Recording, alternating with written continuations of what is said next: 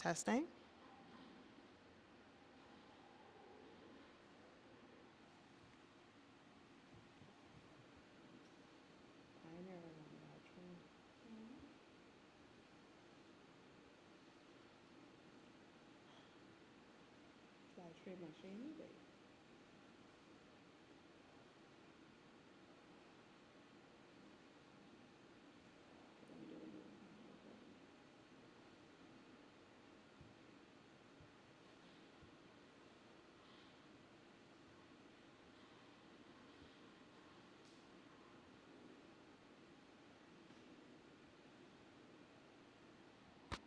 Testing. 1, 2. 1, 2. Okay,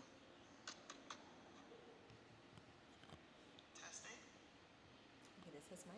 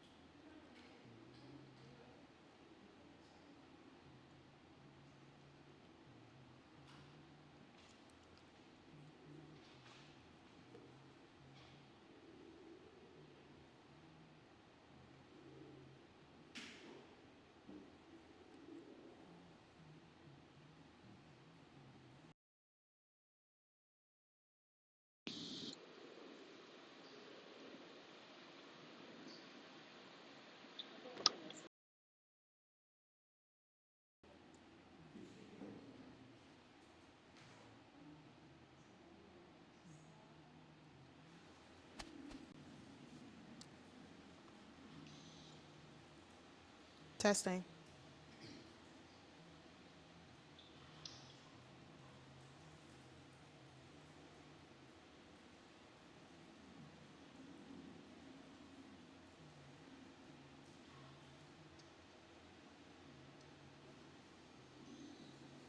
Testing.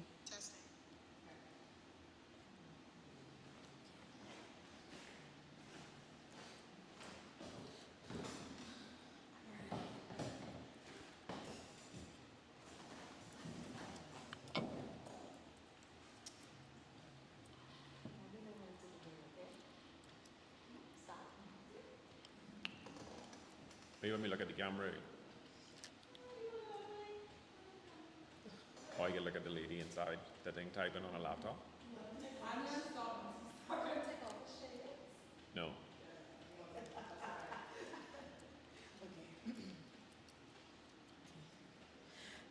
Good evening, everyone, and welcome to the National Art Gallery of Bahamas. And here we have artist Edrin Symonette. Thank you for being here, Edrin. Thanks for having me. It's always a pleasure to be back in Nassau at the National Art Gallery of the Bahamas. Okay, so Edrin, I just want you to talk more about your practice, but I have a few questions for you, okay? So,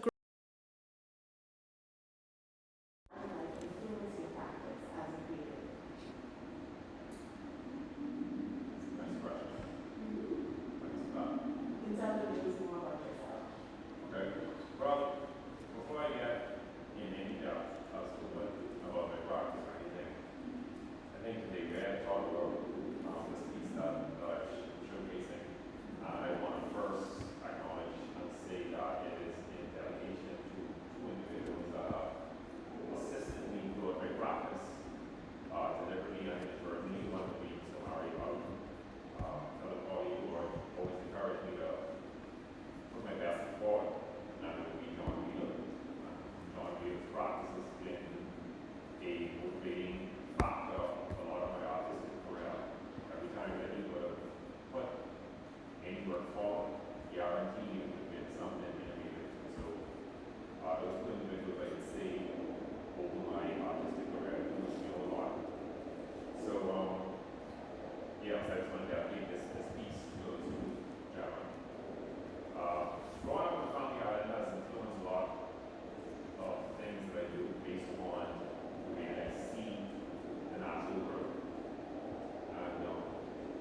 doesn't really having access to the sea, the sun, outdoors with us, so being surrounded by that stuff all the time is always kind of trained my eye to notice and find things we sometimes take for granted.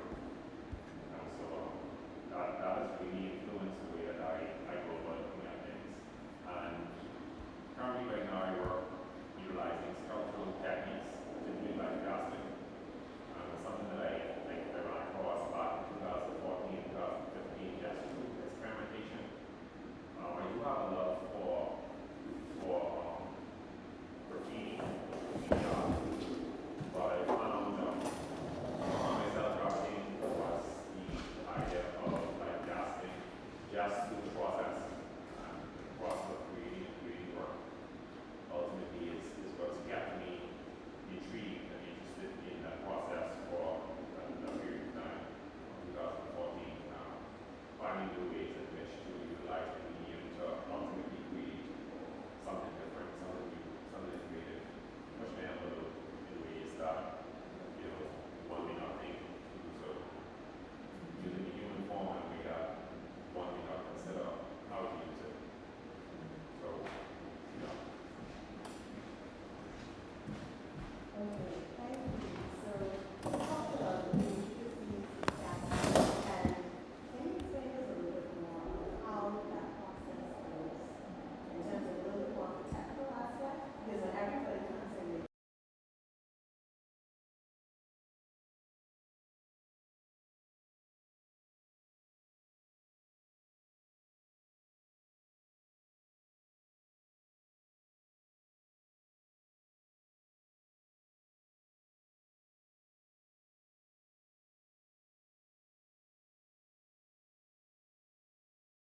things like plastic bars or plastic bandages or anything to kind of capture the essence of a body part or whatever it is that you're trying to cast actually. But you also have other materials that essentially provide things like alginate. Alginate is a seaweed-based sort of kind of powder mix that you could mix with water. And if you've ever had braces or had any type of dental work and had a mold made of your teeth, alginate would be the substance that they use to do that. It's something for making quick temporary molds. They usually break down after about 3 hours, 4 hours, but they're really good at making like temporary, like quick, fast, and hurry type molds.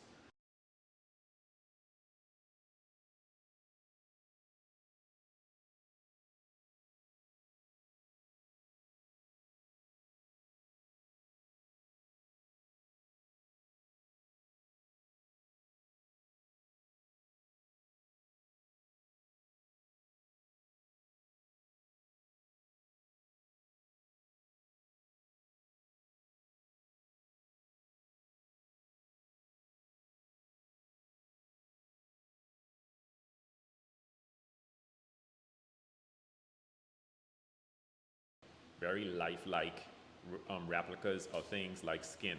But again, you could also use it to cast other things because they have silicone to cast stone.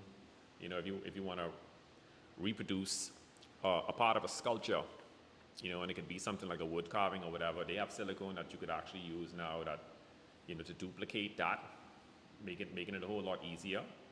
So the silicone that I use is very expensive, but it makes up for it because it basically lasts forever. It doesn't break down. It's not something that deteriorates over time. And so the process, you use any of those materials, whether it's the alginate or the silicone, and then you use things like plaster bandages as a support because those things are very flimsy. So you use plaster bandages afterward to kind of create almost like a mother mold or a shell to hold it into place. So those things provide a negative. And you then could fill those negatives with any type of material that solidifies or can solidify in order to create a positive. So things like alginate, which is water-based, you can't necessarily pour resin and that kind of stuff into it because resin has issue with water and moisture. But you could definitely put things like plaster Paris, things like cement, that kind of stuff into something like alginate to create a positive cast. Silicone, you could pretty much put anything inside it. Silicone only sticks to silicone. It doesn't stick to anything else, usually. In the case of this most recent piece with Manskin Rug, One of the reasons why it has such a realistic appearance is because what I did was I cast silicone into silicone. And so silicone, once colored or painted to look like skin or to look like what it is you want it to look like, it will definitely look like skin. It has the feel of skin, it has the texture of skin. The only thing with casting silicone into silicone, it is a very unforgiving practice. You have to properly release the mold. So it's the type of wax that you would put on the inside. And if you do not put sufficient, if you miss a spot and that one spot sticks, the entire thing is ruined. So it leaves no room. It leaves absolutely no room for error. So it's one of those things you have to kind of really be on your P's and Q's when you do it.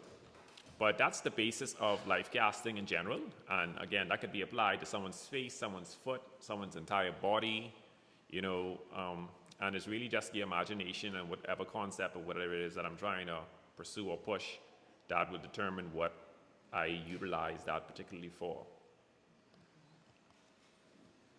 Okay, so looking here at Manskin Rug, when everybody comes in and they see the piece, you also stated that you want this piece to provoke a sense of repulsion and fascination. Can you tell me a little bit more of that? Because it is eye-catching.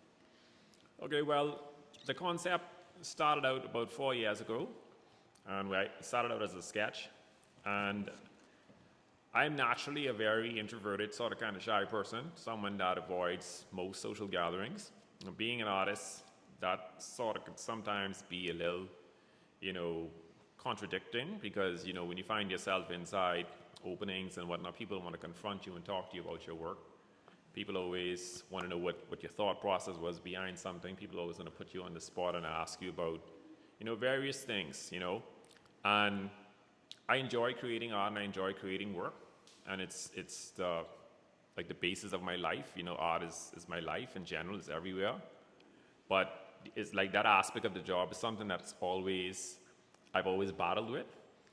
Despite being a teacher, all of those things, I've always kind of battled with that ability to speak publicly and just present myself in any type of social or public setting. So that level of anxiety always exists, that level of kind of avoidance and terror is always there for me. And people may not notice it or even know, because I guess I play it off very well. I am good at kind of putting on a mask or a facade, doing that stuff. Maybe that's why I like making masks, I guess. But in the case of this, the idea was, it was multiple concepts behind it, right? So one was to create that feeling of repulsion, to give the guests, to give the viewer this sort of kind of anxious feeling, stepping into a room and being confronted with something that made them uncomfortable, because stepping into a room with people, especially if I'm the last person to enter the room and everybody look at me, I feel uncomfortable. And that may sound like a weird thing, but for me it's a big deal. I walk into a bar, I don't know where to put my hand when I walk into a bar. Do I put it to my side? Do I put it in my pocket? Do I walk straight to the bar? Do I go and stand over here? So these things I literally navigate inside my mind on a day-to-day basis. And so that level of anxiety and anxiousness is what I try to create when people walk in here and they're confronted by it. It's a confrontation, it's confrontational. And so what do? Do they approach it? Do they try to discard it and walk away? And so that's essentially what I try to do there. It's also a celebration of my own self, a level of acceptance of that anxiousness about myself, because that's what makes me who I am. As well as just me personally I've casted many people over the years, and I've never actually had myself cast. And so the process in having my own self-cast was an actual celebration, because I discovered that there's a level of claustrophobia involved with the process that I was not aware of, that I've been subjecting people to. And so I think it was important for me to experience that for myself. So overall, the piece is, again, supposed to kind of create this anxiety, but is also, for me, Edrin Symonette, this level of celebration, a celebratory piece. We think about a bearskin rug or some type of animal skin is placed on the mantle or placed on the floor of a home in this prestigious manner. And so I guess it's a play on that idea and that concept, where I'm placing myself out in the open, obviously in the nude, kind of out there for the public to see. So taking myself out of that place of comfort to a place of discomfort, whilst creating discomfort ultimately is, I guess that's the best way to describe or look at the piece. Yeah. And looking at the piece, we see the intricacies, right? And you said something that's interesting. It was important for you to actually experience the medium because you've casted so many people. And seeing how lifelike and realistic it is, I mean, it's your hands, your feet, your head. Why did you add the tattoos? Because Well, it already has your likeness. Well, I think because my tattoos have become so much a part of who I am, right? Like they're part of me. I don't even realize that they're there anymore. Like when I first got them, you feel them when they itch and when they hurt, when they've been applied. But they've become such a part of who I am now until I don't even remember I have them unless I look into the mirror. The one on my back, for example, I don't see at all, if you think about it. But it's been there for almost 17 years. And so the thing is like, they have become a part of who I am. And so I thought that would also not only kind of continue this realm of me celebrating myself because they are part of who I am, but from the technical aspect, right? Like I'm trying to drive a level of realism, right? And so the idea is to also apply all of the things that would help push the concept of this being a realistic piece of skin. There's even marks on my body that I would have applied with my tattoo gun that are not tattoos, but they are birthmarks on my body that I know that I see that I've applied. So for example, on the left hand right there, on the forearm, you could see a brown spot. That's like a birthmark on my forearm. So it was important for me to indicate all of the intricacies of my body, where it was man-made or, by God, in order to make the piece, kind of come to life. That's what helps to sell the illusion that it's a realistic piece of skin. Because you put all these applications on these things to give that impression that it is a piece of real skin. Okay, and from your discussion, you said this is a celebration of you, a celebration of your experience, your identity. How important do you think it is for artists to address issues of identity and self-acceptance and self-worth? Well, I always think it's important for artists to have a conversation about whatever it is that they're interested in kind of having a conversation about. That's our jobs really as artists, right? To use our visual medium to help navigate the world in which we live. Sometimes it's easier for people to see or experience a concept, through visual art as opposed to you telling them. Because I could stand inside this room and we could all be together and I could tell you guys, well, I'm very uncomfortable. And you may say, okay, well, Edrin's uncomfortable. And then I could do that in a different way as well, where I make you feel uncomfortable the way that I would feel uncomfortable based upon whatever the circumstances is through whatever visual medium that I decide that I want to utilize. So I think it is, it's important for artists to use their voice, use their technical prowess, use their knowledge of material or what it is that they specialize in to navigate the intricacies of life. Life is a journey, and I think that each of us are going through our own journey, and any opportunity that you get to share that wisdom, because loss in life is natural, and I think once loss and failure can grow and ultimately turn into what's considered wisdom, and to share that with other people through visual art or whatever your method of expression is, I think it is important in everything. So I hope I answered your question articulately enough. You did. So having displayed Manskin Rug, and again, you talked about a celebration of you talked about identity, the intricacies of the piece. Do you think you would be open to making more of these? Not specifically you, but exploring the concept further. Each piece that I create is always a jumping off point to be further explored. So when I first started the life casting process, I started creating through a series called Lucayan Evolution, which was a series of masks that hypothesized the idea of Lucayan Indians surviving Columbus's invasion and interbreeding and mixing with African slaves. And so those masks gave yield to a piece, first full body piece that I did, by the way, that was submitted to Central Bank called Black Gold, Black Skin. And so the masks were a jumping off point for that. And then each substantial bit of work afterwards was always another step into a direction where I explored something new. So this aspect of casting silicone into silicone is definitely a direction in which I hope to further explore. But the idea with whenever I work with material, I have to, because I have this tendency to always want to be in control, and that to some extent could be detrimental for whatever reason, for whatever purposes sometimes. But something like this, you definitely need to have a level of control and understanding because, as I mentioned, it is very unforgiving. It does not give you an opportunity to make a mistake. So I would explore it. There is an idea to do that. I am doing that actively as we speak. But it is something that I definitely want to look at it from a different perspective, maybe doing it in a different way, maybe finding or utilizing silicone in terms of being a casting material or a casting substrate outside of just something to cast into, but find ways in which I could now take that material, not make it grotesque, right? Not turn it into like an Ed Gein type situation or some weird aspect like that, but it's more of a celebration of the thing that surrounds us constantly, right? And that's what my whole life casting process and utilizing the human body is a celebration really of us as human beings, because human beings are beautiful. We live in the Bahamas. I love Bahamian people. I love my country.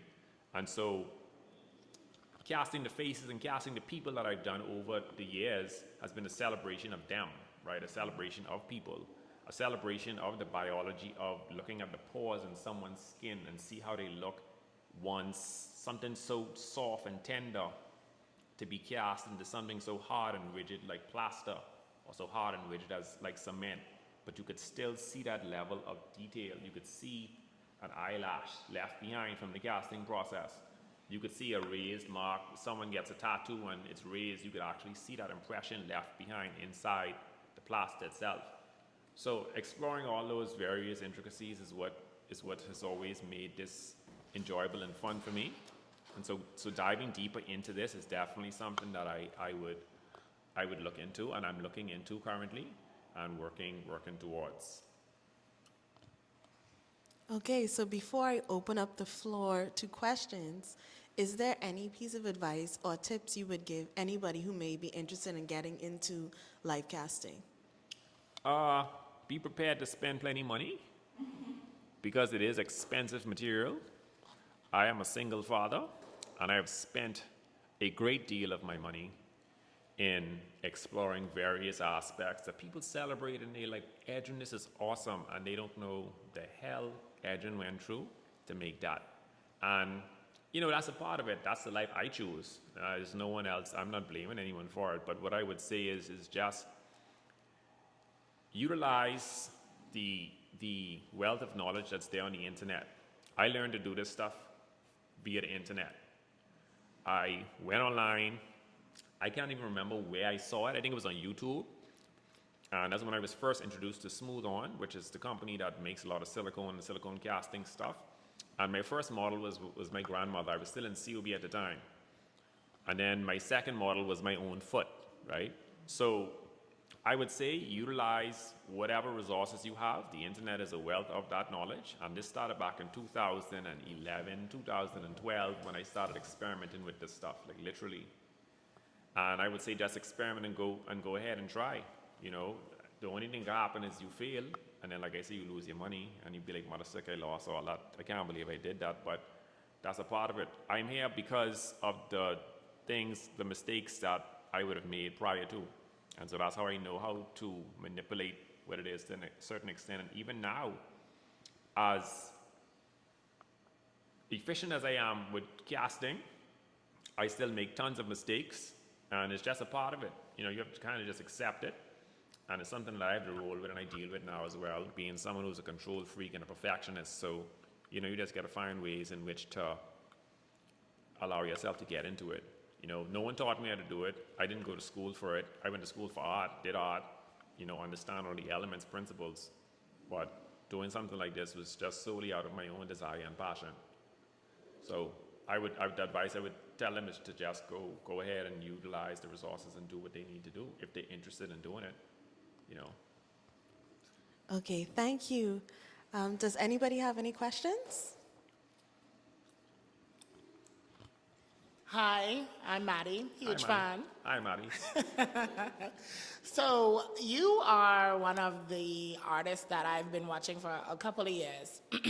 And the reason that I enjoy your work so much is because I don't even think you realize that you have veered away from just being a practicing artist into somewhat of a scientist at this point, because of the mediums that you experiment with.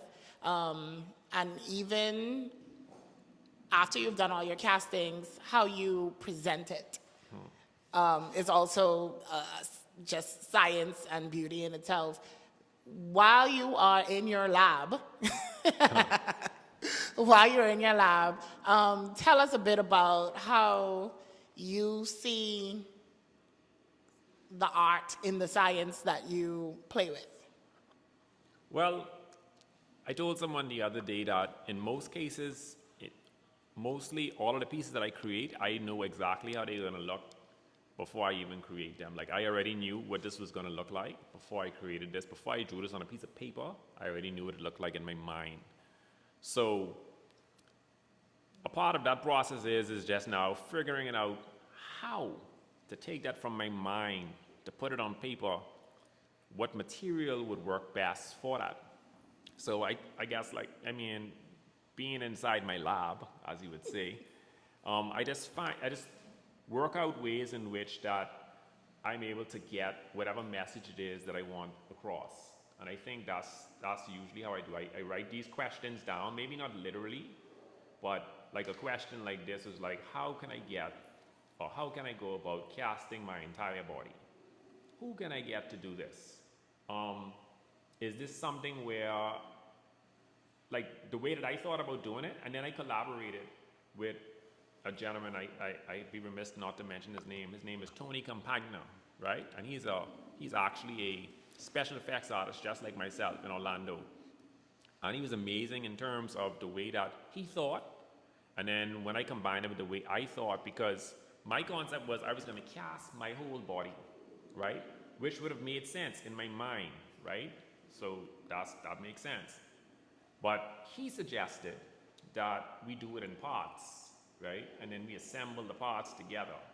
Now, there would be some level of where people may be able to deduce and say, okay, well, this looks like a seam here and whatnot, and that's fine. But once we already put it down and we painted it in such a way and we've bent it in such a way and we've applied hair to it in such a way and we've applied all these various appliques, that's going to also kind of push the illusion a little bit more, you know? So I guess the best way to say it is I just try to figure out what it is I want you to experience and then just kind of move forward with that concept. Sometimes the concept changes, right? Sometimes it doesn't stay the same. Sometimes it evolves. Sometimes it doesn't even happen at all. You know, I have a piece outside there in the garden from NE10, which I made in collaboration with Dolan Curtis and my son, Edrin Symonette. And that was supposed to ultimately sprout mushroom, right? Because we made it in such a way where we incorporated mushroom spores, we incorporated this fungi and everything into it. And the fungi was supposed to grow and eat this material, but that never happened. It never happened because the conditions in here probably wasn't right. It was some contaminant happened, and, you know. But again, all that is a part of. We followed all of your instructions. Pardon? We followed all of your instructions. Yes. No. I understand, and I realize you all follow. It's just probably the atmosphere itself, and even it being shipped over. Yeah. You know, just a certain temperature change is fine, but again, that's a part of the process that I realized, and I had already accepted that. And this is why I told them that it needed to go and be outside. It's not something that needed to be returned to me, right? You put it back into the environment. That's how I created. That's how I intended it for it to be, you know?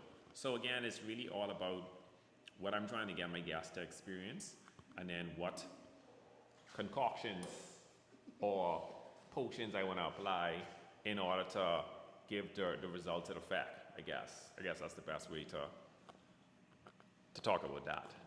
Thank you. And I'm glad that you talked about the illusion because it led into my next question.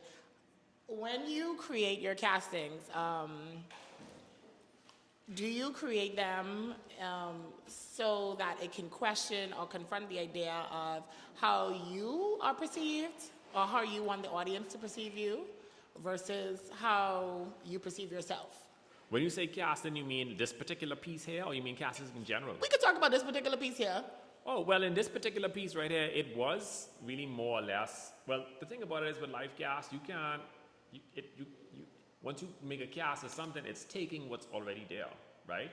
So this is how people are going, that face, that's how people perceive, well, obviously now with a, it doesn't have a beard, obviously, but that's how people are going to perceive me because it's taken from me. It's a live cast, and I always say taking from life. Yeah. And so whatever's there is going to be presented, and I think it's interesting because it also highlights, little things that you wouldn't necessarily notice. You also get to see yourself kind of from a different perspective.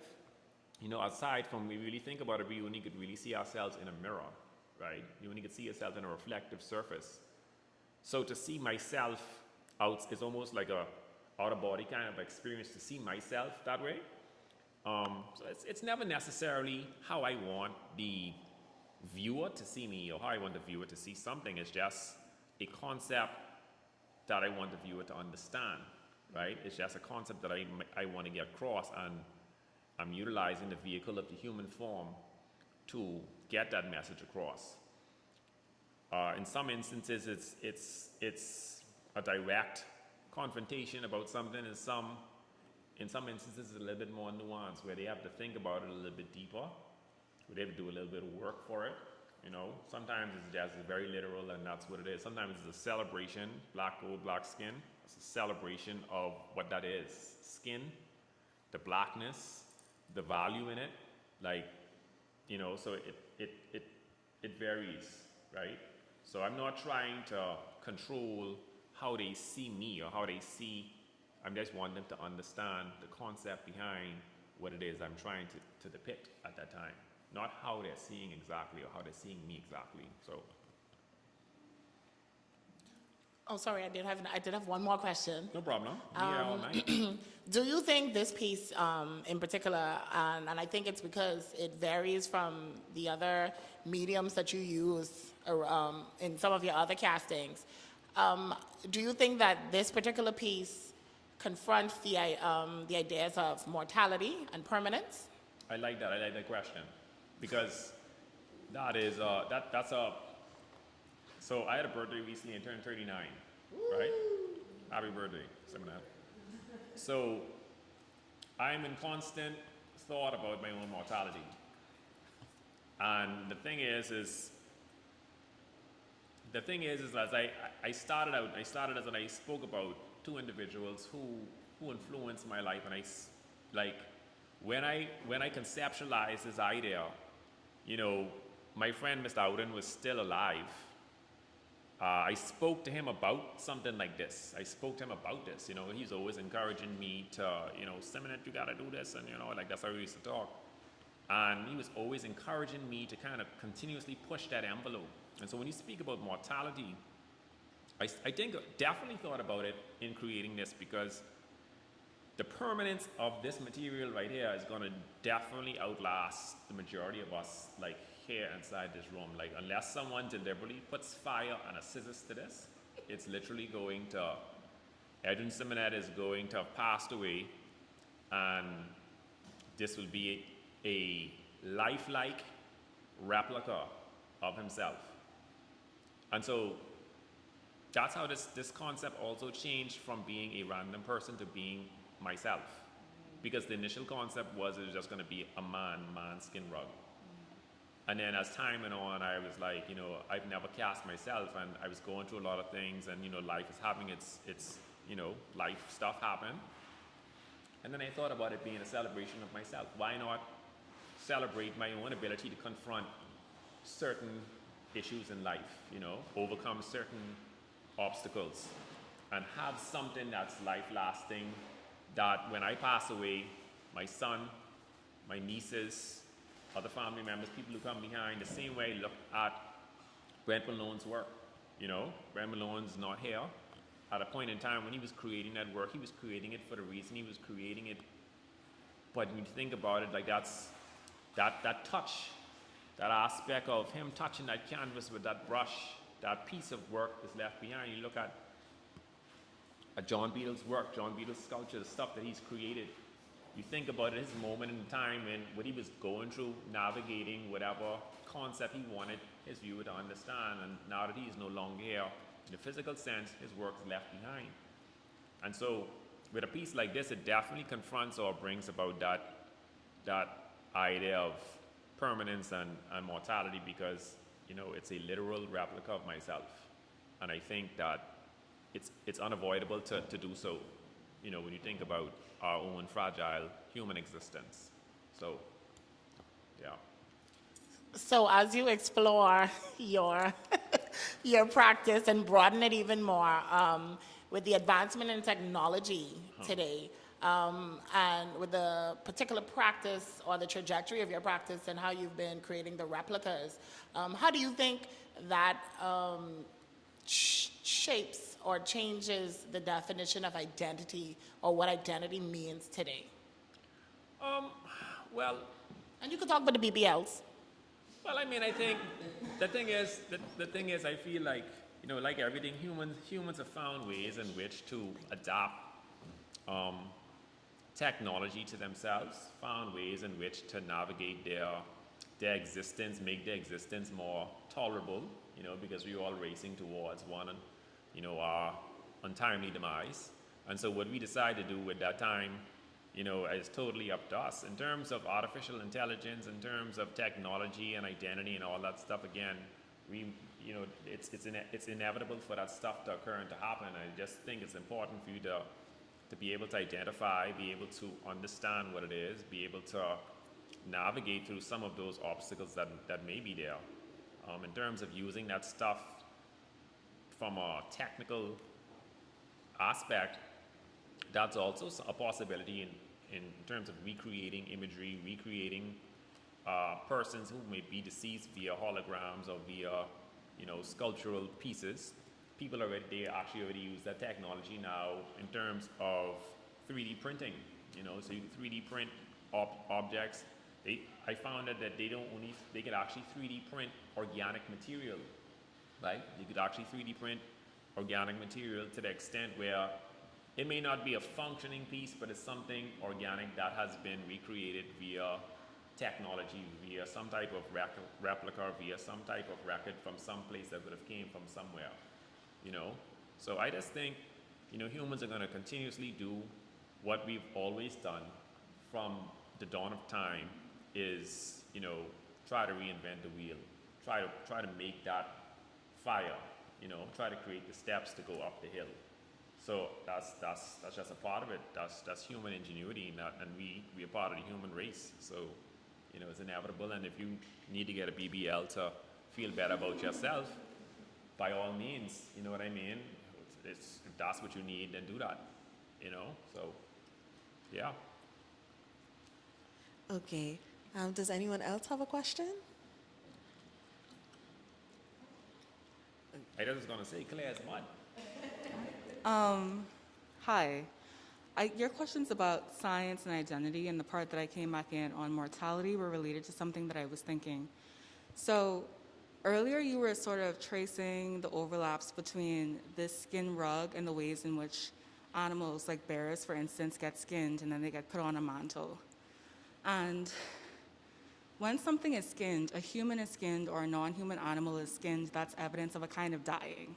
Like scientifically speaking, you cannot exist if you don't have skin or flesh. But you've named this portrait of self. Mm-hmm. So I was really interested in you playing with the idea of if you are skinned in the way that this is representing, that would be evidence of a death or a kind of a self no longer existing. But you having the skin there seems to be the making of a new kind of self. So I was interested in the ways in which you were playing with life and death, because even like the bear that's put on the mantle, when the bear is put there as a sort of decoration, it's taking on a new kind of life of its own. So I was really interested in the title of this piece in terms of it being a portrait of self and what you're doing in terms of this sort of like object or this art piece being evidence of something that might be skinned? Thank you. Thank you. So, yeah, the idea of it being a portrait of self, it kind of comes back to that concept of like permanence and mortality. And like you said, you know, having your skin removed does mean that would no longer be here, yes, right? You know, so I think that was why it was important for me, for the image to be of me, you know, because of what I was navigating and what I'm still navigating and coming to realize, living, that we all are going to get older and we all going to ultimately pass away, and all organic material and things pass away. And so that was another reason why, from a technical standpoint, I cast this in silicone. I could have cast this in any other material that would have possibly still given me a skin-like finish, but not given me as a realistic skin-like finish.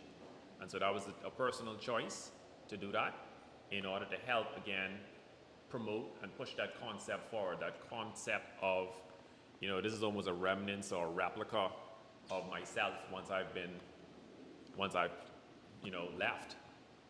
You know, so I appreciate your comment and your observation, because that was why it was portrait of self and not self-portrait. Is, you know, like a play on that word. Okay, we have one more question. Oh, two more questions. Okay. What? Keep them coming. Keep them rolling. Let's go. Okay. I don't know if my question is going to be very far-fetching or like a stretch, but as someone that follows, say, like latest trends and what's not, and even like the whole history of with like slavery and people being skinned for like luxury and like furniture and what's not, do you feel like your piece has any connection to that, and more so in the sense of, I wouldn't say reclaiming the narrative, because you say it's like a portrait of self, but do you feel like it has any play on that as well too? Especially if you, like, while you was like researching to do it and what's not, like inspiration in the sense of how that might have come about. Okay, thanks. That's a great question. So actually, a lot of my work, even prior to this, did focus a lot on that idea and concept of slavery. So I had a series of work called Transplantation, which focused on the actual dissection and breaking down of the black human form, heads, body parts, chests, lower extremities, legs, and all kind of compartmentalized literally in boxes and placed, and boxes made from pallets, from shipping pallets, because again, the concept is that, you know, we as Afro-Bahamians, Africans, were shipped here, you know, as a resource almost. And so I think that idea and that concept is always going to be prevalent somewhere inside my work, whether it's deliberate or inadvertently. And I think in the case of this particular piece, it may have been more subconsciously done or more inadvertently. It's still there as a result. And it's hard to kind of disconnect, you know, what it is that you're talking about from seeing an actual human being have its body flayed out, knowing the atrocities that had happened during, you know, the transatlantic slave trade. So I think during my creation of this, I cannot honestly say that that was where my thought process was, but because of my workings in the past and the certain voices you can't necessarily silence, it would ultimately come forth inside a piece like this, right? Especially if you really study deeply into the history of our people and what happened to them and all that. It's difficult to separate the two. I can't say it was created in a vacuum and like, oh no, this is only focused on that. And then art is also open for interpretation. And so I put it out there in such a way where, yes, it is a portrait of self, you know, and then people interpret it and have their own reflections on it and draw their own conclusions from it. That's what it's all about. That's why it's put in a public space, you know. I hope I've answered your question. I hope I've added some value to what it is that you were inquiring about. But it has that the idea and concept of people as produce or a resource or a product has always been prevalent in a lot of work that I've done. That's why the piece that I created that kind of started this whole movement of life casting, black gold, black skin, is about the black skin itself, the black person, the individual of African descent, the value being in them, not the value in the things that they were used to do, but it's the value in them, like adding value to them again. And so it's always been prevalent, and I think it will continuously be prevalent, despite whatever direction I head. And I focus on using the human form, Bahamian, and even with the masks I make, even if I create them for a purpose that may not necessarily be one to reflect on something such as that, it's difficult to kind of separate it because of what you see and our experiences. So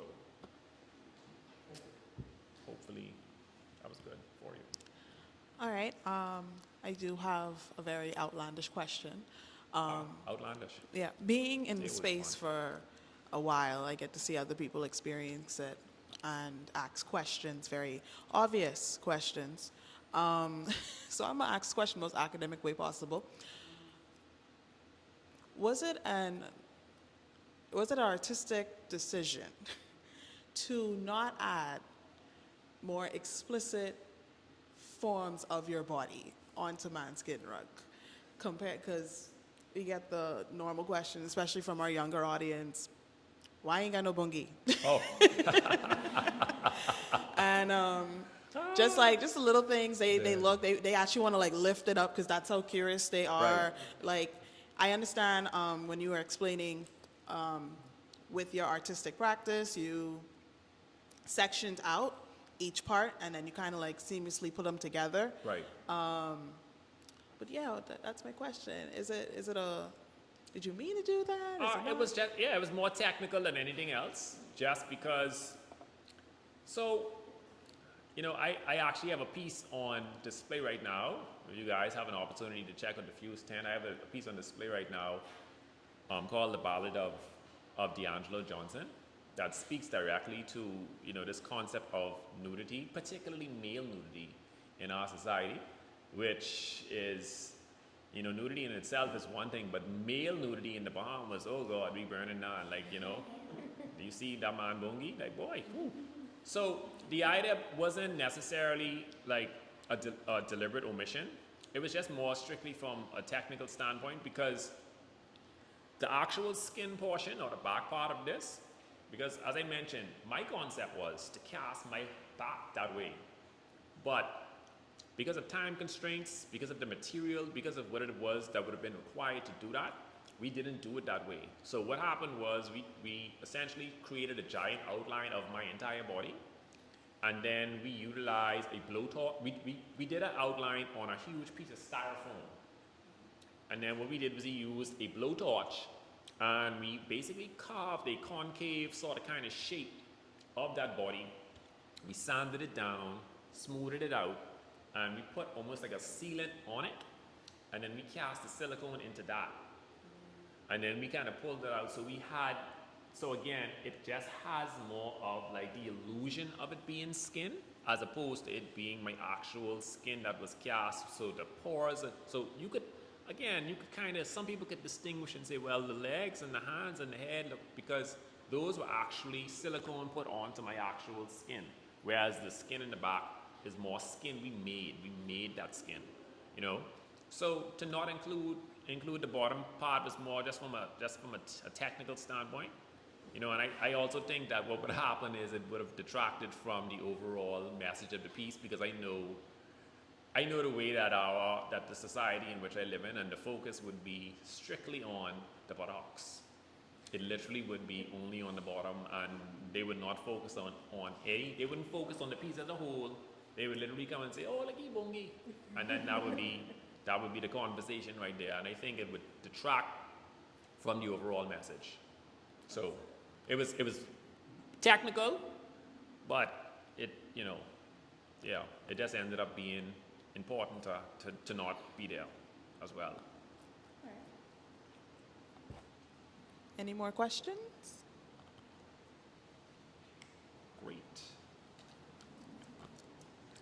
Okay, so if there is no more questions, I'd like to thank Edrin for coming here tonight and talking about his piece. Thank you so much. We It was a- greatly appreciate it. And can you tell us a little bit more about your Fuse booth? About my Fuse booth? Oh, People want to come and meet you, yes. see your work. So I am at Fuse Art Fair Art Tent this weekend. My booth is booth B2, and my series Salt and Sand is full installation is there. Series of masks that I would have created that have been inspired by my living on and growing up on the island of Eleuthera. And so feel free to pass by this Friday, Saturday, and Sunday and check it out. Come and see. Some interesting pieces are there, pieces that are meaningful to me. All of my art is always meaningful to me. So it'll be good to have people pass by. As I said, B2, you can't miss it. Trust me, when you get there, you'll see it. You'll know it's mine. Yeah, you'll definitely know it's mine. All right, thank you. Yeah, no problem.